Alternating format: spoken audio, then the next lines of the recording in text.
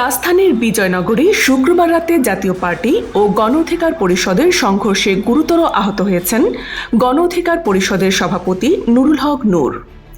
সাধারণ সম্পাদক রাশেদ খান অভিযোগ করেছেন, আমরা 9:30টার দিকে একটি প্রেস ব্রিফিং করার ঘোষণা দিই।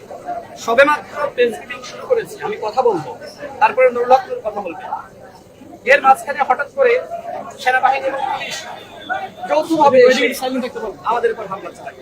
নুরুল হক নূরের উপর যেভাবে হামলা চালিয়েছে সেনাবাহিনী এবং পুলিশ, তার নাক ফেটে গিয়েছে, তার চোখের অবস্থা খুবই খারাপ, তার হাত ফেটে গিয়েছে এবং সে এখন মুমূর্ষ অবস্থায় আছে।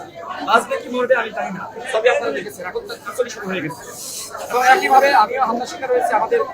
তারা পার্টি অফিসে সংবাদ সম্মেলনের প্রস্তুতি নিচ্ছিলেন। হঠাৎই আইন শৃঙ্খলা বাহিনী তাদের উপর লাঠিপেটা চালায়। দুই দলের সংঘর্ষের চাপে নূর রাশেদের উপর সরাসরি হামলা কি অনাকাঙ্ক্ষিত নাকি পরিকল্পিত?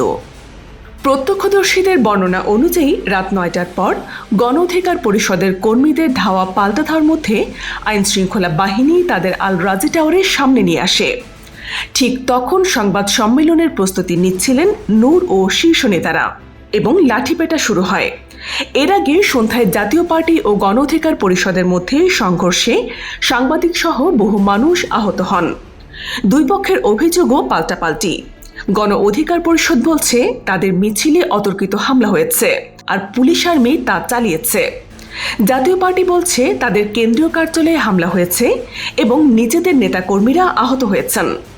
প্রশ্ন হল, রাজনৈতিক সংঘর্ষের দায় কি শুধুমাত্র দুই দলের, নাকি এতে আইন শৃঙ্খলা বাহিনীর ভূমিকা নিয়েও প্রশ্ন উঠছে?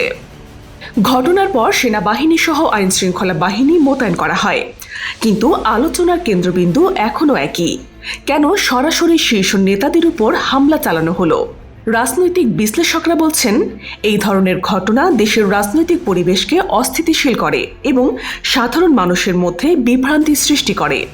আগামী দিনে রাজনৈতিক সংঘর্ষ এড়াতে কি যথেষ্ট ব্যবস্থা নেওয়া হবে, নাকি পরিস্থিতি আরও উত্তপ্ত হবে? আপনি কি মনে করেন, নূর রাশেদের উপর হামলা কেবল রাজনৈতিক দ্বন্দ্বের ফল, নাকি আইন শৃঙ্খলা বাহিনীর অযথা দমন? কমেন্টে জানিয়ে দিন। আর এই ধরনের গুরুত্বপূর্ণ আপডেট পেতে আমাদের সঙ্গে থাকুন। BGN TV 24, সংবাদ যেখানে, বিশ্বস্ততা সেখানে।